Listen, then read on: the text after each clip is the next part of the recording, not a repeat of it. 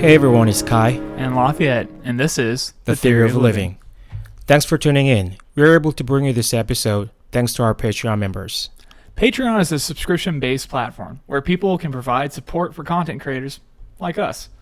Thanks to our Patreon members and supporters, we're able to provide free content on the podcast and weekly episodes. By being a Patreon member, you'll have access to our entire podcast library, full video and audio episodes, along with much more. If you like this episode and you feel it adds value to your life, or you hate it, please subscribe on Patreon and or leave your review on Apple Podcast. And don't forget to mention it to your friends over your next beer. Truly, thank you again, and we hope you enjoyed today's episode. Okay, welcome back to another episode of The Theory of Living.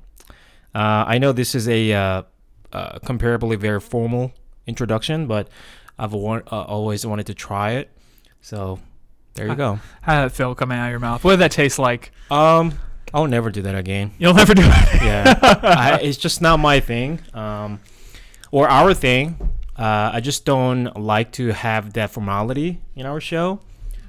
So, yeah, I don't like that. Maybe you guys can have, give us better suggestions for our intro, but I think it is pretty good as it is now. Yeah.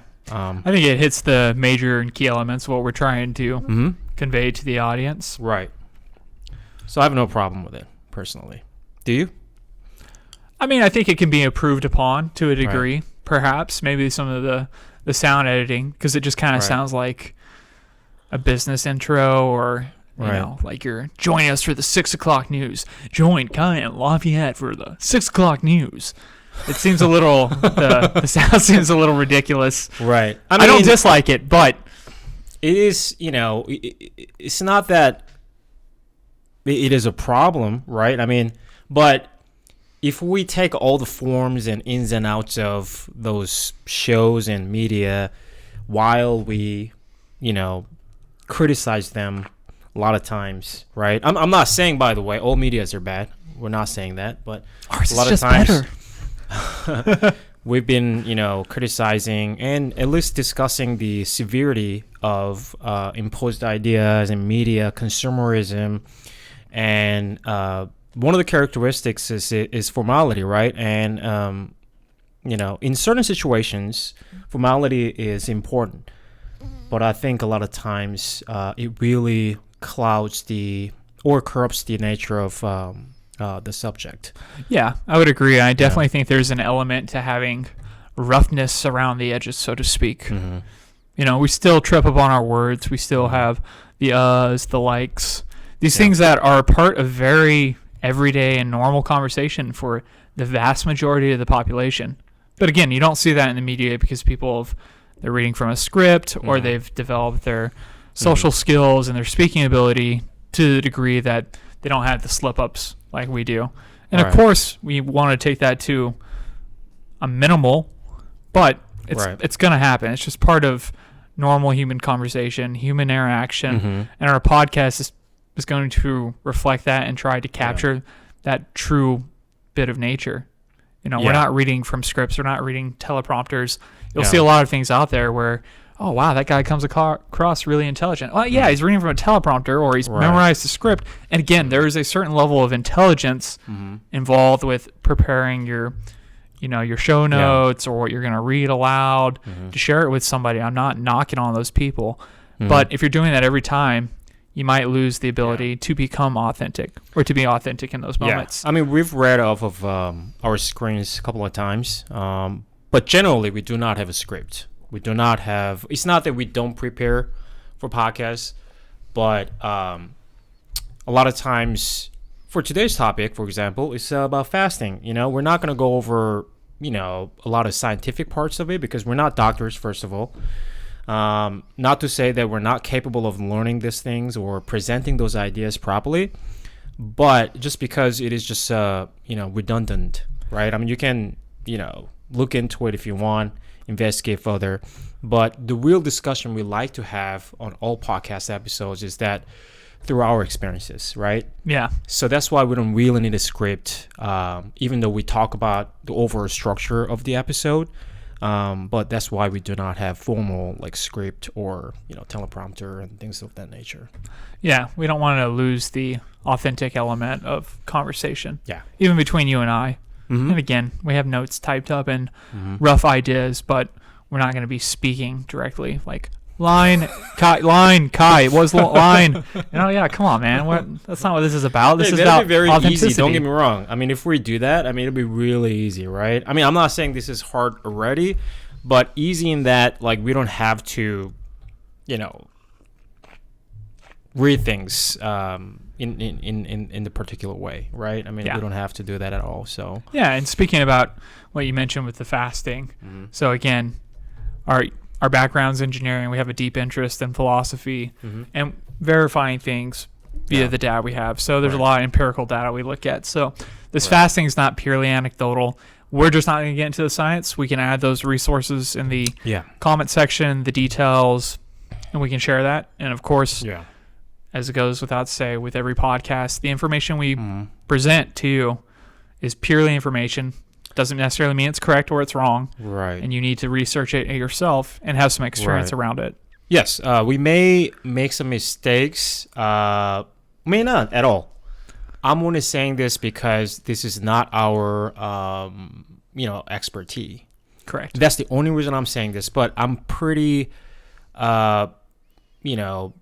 knowledgeable in this matter because I've been doing fasting for many, many years now. And I guess I will start with that, right? Mm-hmm. And that's why I'm wearing glasses today. Because you can't see after all the fasting.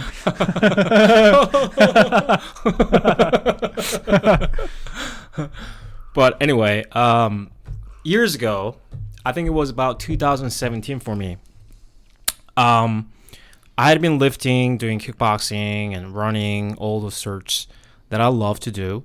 And primarily lifting. We were into lifting for a while in December 2016 and 17, I think around there, right? And then I gained a lot of weight. Good weights, by the way, a lot of muscles. I'm only 5'7", but I went up to like 200 pounds. You're pretty jacked, yeah. So people would always ask me, make comment on my body and how jacked I am, if I'm a bodybuilder. Pigs.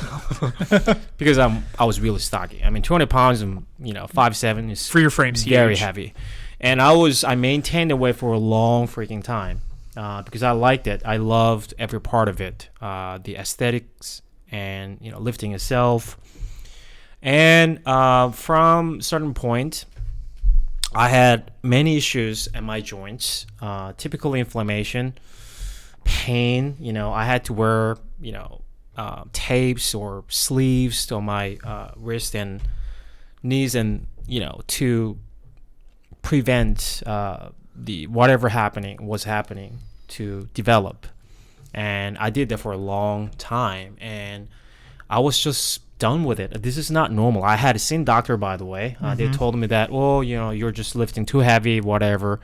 And I was thinking, yes, partially is true, but really doesn't explain, I mean, I was, if that's the case, I was sort of like, that is not a normal case, right? Because there are a lot of bodybuilders do way more, like about my size and 250 pounds, whatever, right? So anyway, I didn't have any luck with anything else, so I, turned my attention to diet, and I did a lot of research. And I tried many different diets, carnivore diet was one of them, and keto and all that, and clean diet, which is mostly just organic foods without any added sugar, flour, those kind of things. So you've done a lot of variations of diets. Oh yeah, and dieting methods. Mm-hmm. And primarily to lose weight in mind or to shred up? Was that the primary goal of your diets? That was sort of like whatever. If I lose weight, yeah, I think that'll be helpful, for my joint problems. But if not, whatever.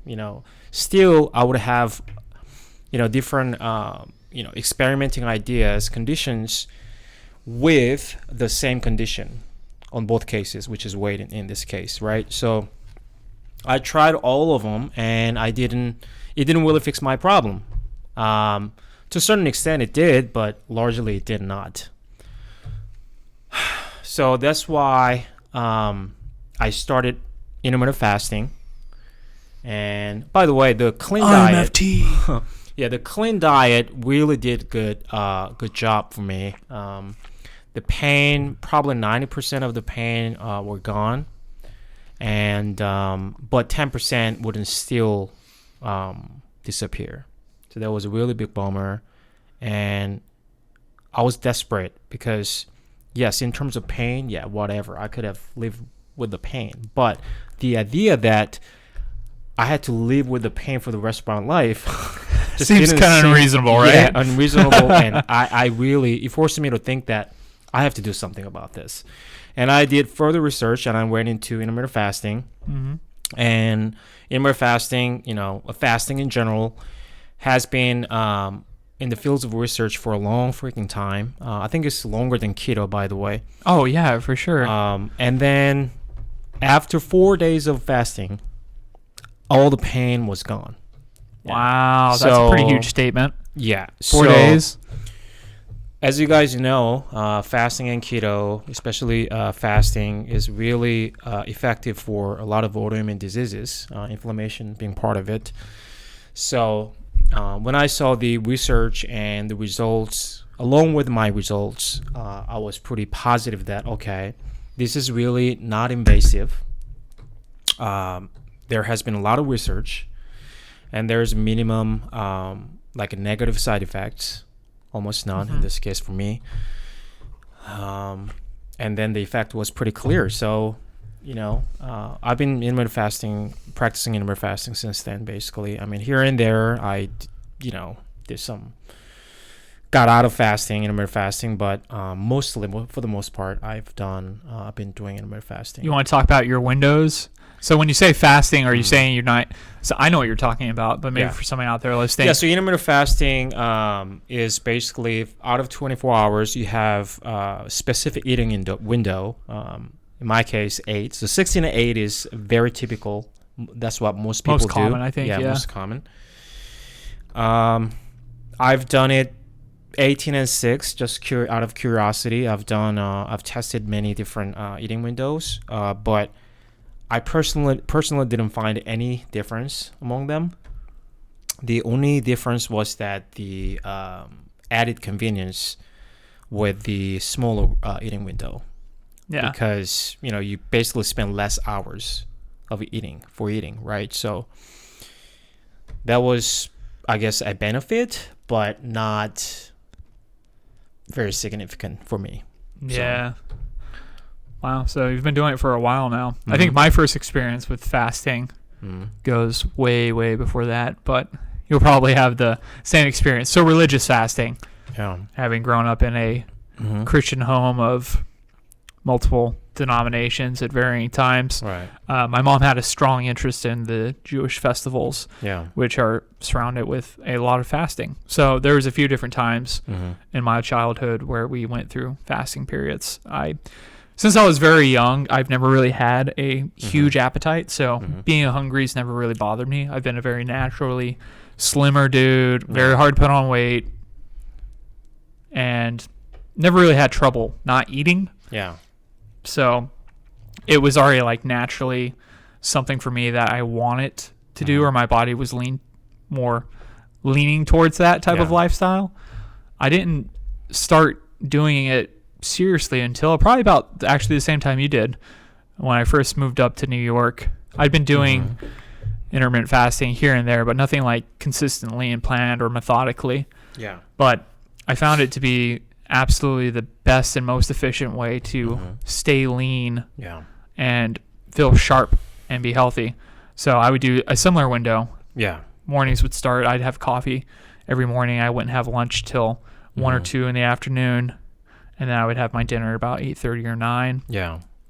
And that would be it. But it really worked very well for me. And I've tried so many different types of, again, diets, specifically when I was trying to gain weight, because for you guys out there who may not know, I was a personal trainer and gone to personal training school in Austin that focused with the training element, but they also have a subsection of nutrition. So technically certified in both those, whatever that means. The science has changed so drastically since then. And again, we don't have robust exercise science or nutritional data just because it's such a new field, really. So one thing to be mindful of is when anybody suggests anything, even with fasting in this case, go and try to find the data and the research to back it, because a lot of these things are fads. Fasting's one that's been around, though, for pretty much the dawn of time. I mean, people have been starving forever. Right. So there is a lot of data to help indicate and kind of guide you along the process. Right? Yeah. So I went from the same issues you were having with joint pain, specifically when I was lifting heavy, when we were lifting heavy together and I was bigger. Because at that time, too, I was about 200, a little over 200. Or, right on the cusp of 200, I guess. Yeah. And I found lifting always, particularly with my shoulders, always getting injured. Yeah. Just could not avoid it no matter what. I think that was primarily because we were doing chest and we were doing like flat barbell stuff. But in conjunction with moving away from specifically lifting in that method and then also fasting, I have almost no joint issues at all. I'm lean pretty much all the time. All my friends are always, they're always shocked because on the weekends we'll go out and have beers. I'll have burgers. I eat whatever I want. If you saw me, you would have no idea that I'm fasting the other times of the week. You would think this guy is a pig. He eats whatever he wants, drinks whatever he wants. Doesn't matter. But that's because Monday to Friday, leading up to the weekend when we were in that 9-to-5 lifestyle. For me personally, I was very dogmatic in the food I ate. It was very healthy all the time. But as soon as the weekend came, let's drink the beers, let's eat the good food. And, I've maintained pretty much not my entire life, but the vast majority of my life been at 10% or under 10% body fat. Yeah. And again, I think that's partially genetics, but fasting plays a huge role in that. Yes. So during that fasting period, a lot of things happen, and this was one of the most famous studies about fasting is that the 16-hour window of fasting in a mouse. By the way, that 16-hour fasting period hours to a mouse is way longer than 16 hours to us. We gotta make sure of that. And then their digestive system and our digestive system are completely different, right? So, but in a mouse, the fasting experiment, they basically ate whatever they wanted, whatever, basically. During their window? During the 8-hour window, okay. They couldn't gain weight. None really? Of the mice. Yeah, so the possible reason they are saying is that the amount of enzymes in the liver that oxidize fat increases. That was sort of like possible reason. But I think... Does it increase from the point in their fasting so that when they go into their eating window, they have that excess enzyme? Is that what you're saying? No, during the fasting, that enzyme increases. Okay, yeah, during the fasting, it increases. Right. Okay. So again... the experiment it doesn't extend fully to humans, right? Because we have a lot of differences, right, between mouse and human being, but it does, right? That appears to be the case. I mean, from a lot of studies and our own experiences, and not just ours. I mean, if you talk to anybody who's been doing intermittent fasting for a while, they can attest to the fact that it's kind of. I mean, also, let's not forget the fact that it's so easy to do. I mean, easier. I'm sorry, guys. This is in comparison, by the way. For example, even keto, you have to be very careful what you're eating, right? Because in order to enter the state of ketosis, you have to have a certain amount of, below a certain amount of fat amount, right, intake. Yes, you can measure it. You can, P-test, urine test. But it's hard. I mean, the thing is, though, it's easy to make a mistake. That's what I'm getting at. And on top of all the detailed grocery list and all that, right? Hey man, what was that we saw? Keto cocktails the other day in Sedona. Hey, look, you can get your alcohol keto. I don't know how effective it is, but I give that, people try. Yeah. I mean, that's the only thing I see from that. I mean, Yeah, I don't to me, really it's give just too like much thought of it. the most complex way to arrive to the same Yeah. destination. They're like, okay, look, dude, we're gonna get to where we're going. We're gonna get to this island, but how about instead of taking the speedboat, we just, I don't know, let's make a canoe with our own hands, Right. and then we're gonna paddle out there, and maybe we'll make it to the island. Yeah. Meanwhile, fasting's like in the speedboat, like, hey, let's chill out for like 16 hours and then jump in the speedboat Right. and get there. Yeah, so like fasting, intermittent fasting specifically, you don't really have to worry about too much other than the eating foods within the eating window. I mean, I've done it. I don't really do that for health reason, but just for the purpose of losing weight or maintaining weight, I can probably eat whatever I want, a pizza, burger, of course, within my calories, maintaining calories. Within the eating window, I wouldn't have any consequence to my weight. Yeah, no. but- Pure weight. But again, health is more than weight, right? Yeah, of course. Everybody out there listening to this is not But the end all. regardless of all that, I'm just saying that intermittent fasting, there's almost nothing to worry about other than eating within your window. All right, well, let's talk about, I think, the biggest thing. That's this week's short version of the episode of the Third Living Podcast. Thank you for listening with us. We're Lafayette and Kai. Don't forget to join us next week for another episode. And if you'd like to help support us, we have a Patreon page where you can subscribe for exclusive content, early access, and full versions of the podcast. Also, please share with others who you think may find value in our discussion. Leave a rating, a review, and please subscribe. Thank you again. See you next time.